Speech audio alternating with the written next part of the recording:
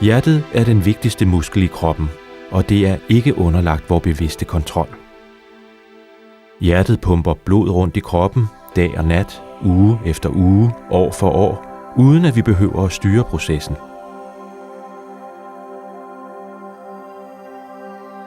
60-80 gange i minuttet sendes en lille elektrisk impuls ud fra sinusknuden, som er det sted i hjertet, der styrer de elektriske impulser og får hjertet til at trække sig sammen.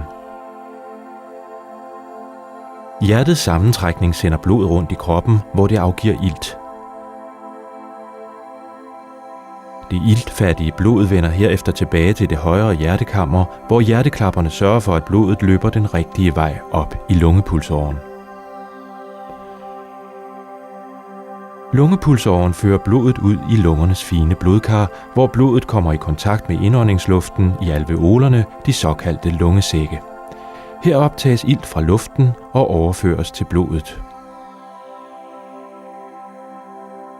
Når blodet har optaget ilt og afgivet kuldioxid, bliver det sendt videre til det venstre hjertekammer, der sørger for, at det igen bliver pumpet ud til alle organerne i kroppen via den store legemspulsåre aorta.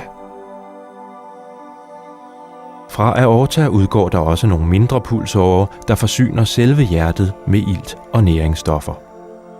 Disse pulsårer kaldes for kranspulsårer eller koronararterier i fagsproget, og de ligger som et vidt forgrenet net på hjertets overflade, og de trænger ind i hjertemusklen.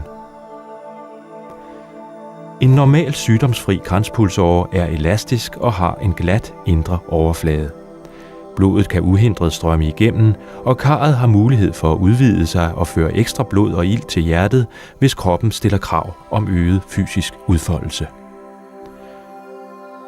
Hvis en eller flere af disse kranspulsårer er forsnævrede, så hjertet ikke får tilført nok ilt, kan det give smerter eller trykken for brystet, også kaldet hjertekramper eller angina pectoris. Hvis en kranspulsåre lukkes fuldstændig til, taler man om en blodprop i hjertet. Den mest almindelige årsag til forsnævring af kranspulsårerne er overforkalkning eller aterosklerose.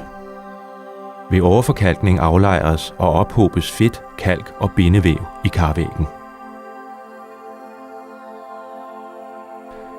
Hvis du oplever hjertekrampe ved fysisk eller psykisk anstrengelse, kan det skyldes, at hjertet ikke får tilført nok ilt på grund af overforkalkning med forsnævring af en eller flere kranspulsårer.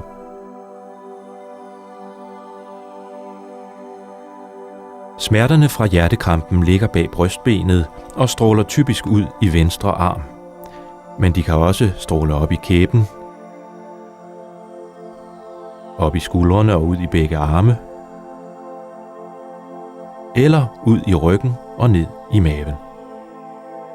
Patienter med hjertekrampe har ofte brug for forskellige former for medicin, enten til at fjerne eller forebygge smerter, til at forebygge blodpropper, eller til at holde blodtrykket normalt og blodets indhold af kolesterol på så lavt et niveau som muligt.